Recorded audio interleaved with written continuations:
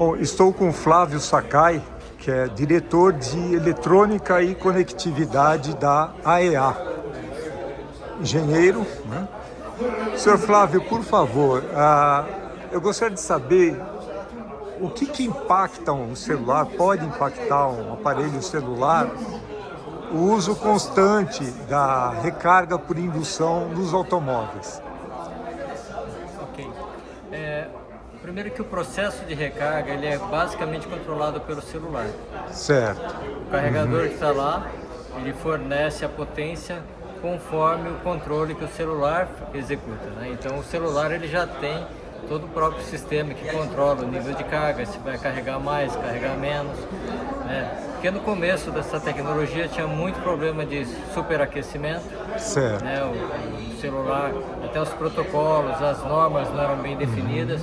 Hoje a maioria dos carregadores, eu não posso dizer que todos, mas a maioria, isso as montadoras, né, elas procuram trabalhar com um padrão de certificação que é global. Certo. E esse padrão ele reza como que vai ser carregado, qual o protocolo, quando que tem que desligar a carga, quando tem que religar.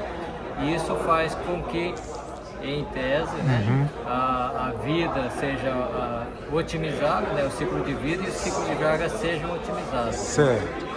Porque existe um ciclo, não sei se a palavra seria pré-fixado, pensando no aparelho celular, de um certo número de cargas em que isso ocorreria de uma maneira com melhor eficiência. Depois a bateria entra em declínio, seria assim.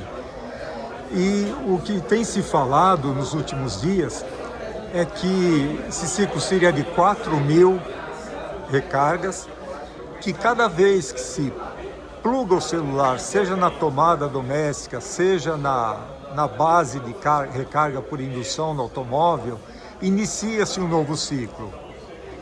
Faz sentido isso, Sr. Flávio?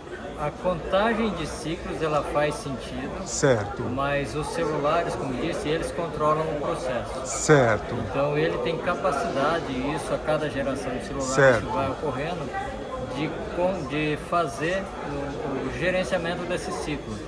Porque quando a gente fala em ciclos, normalmente a gente fala de ciclos completos de carga e descarga. Certo. Às vezes você coloca o celular lá e ele está com 70% de carga. Certo. Então aquilo não é um ciclo, né? Não ele vai é. fazer uma carga lenta ali e o celular ele pode gerar um algoritmo, e alguns já tem, para fazer a Certo. contagem dele para falar assim, olha, eu não vou carregar muito Tá bom. para não desgastar a bateria ou para não causar um efeito danoso no lifetime da bateria. Então sim, existe uma contagem de ciclos, Certo. mas as contagens de ciclos de lifetime, né, de vida de bateria, são considerados como ciclos completos, né? Quando se faz uma carga curta, não necessariamente é um ciclo completo. Então, eu vou colocar num exemplo prático para ficar bem esclarecido para quem vai nos assistir. Se, por exemplo, eu estou num cômodo da minha casa, o celular começou a carregar, chegou aí a 50%. Aí eu vou tomar café da manhã, eu estou dando um exemplo bem dia a dia, né? Enquanto levo o celular para a cozinha, enquanto estou lá, ele carrega mais uns 15%. Aí eu vou para o meu automóvel e ponho o celular no carregamento por indução. Seria um ciclo?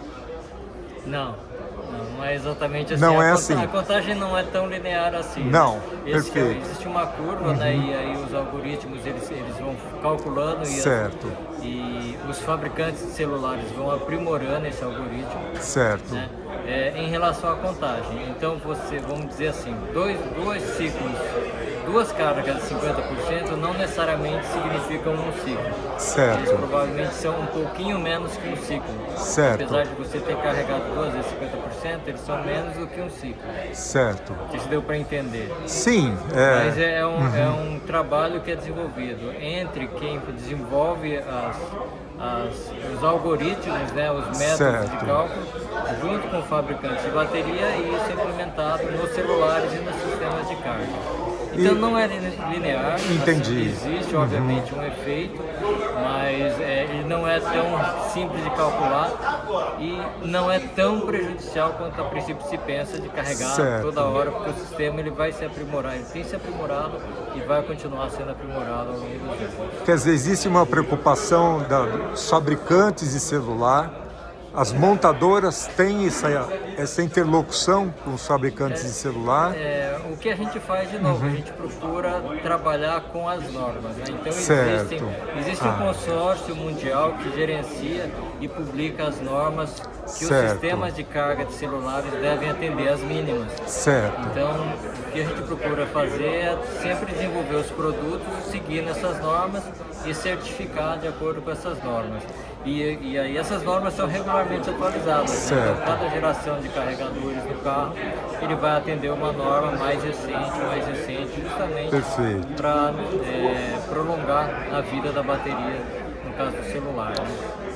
Uma última questão, existe a questão do superaquecimento, dos celulares esquentar muito no carregamento por indução?